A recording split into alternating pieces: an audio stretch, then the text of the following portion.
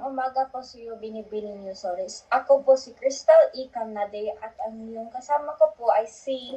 Arkin Gay Jagnela. At ang pamagat ng aming script ay kamustahan matapos si Lindol. Hi, kamusta ka? Nararamdaman mo ba yung lindol kagabi? Grabe no, sobrang lakas. Natatakot talaga ako. Oo, sobrang lakas. Akala ko nga may nasira sa bahay namin. Pero buti na nga lang wala. Buti naman at ligtas kayo. Dito rin sa amin, medyo malakas ang yugtong ng gamit pero okay naman. Nakatakbo agad kami kasi nagulat yung aking ina. Same, nakaabang na rin kami sa balita. Baka may aftershock pa daw. Oo nga kaya ingat pa rin tayo. By the way, okay ka lang ba? Hindi ka ba masyadong natatakot?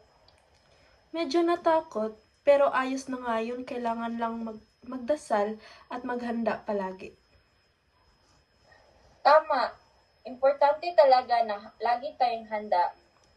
Sige, salamat sa kwentuhan ha. Lalo na kapag may mga ganitong pangyayari. Ingat tayo palagi.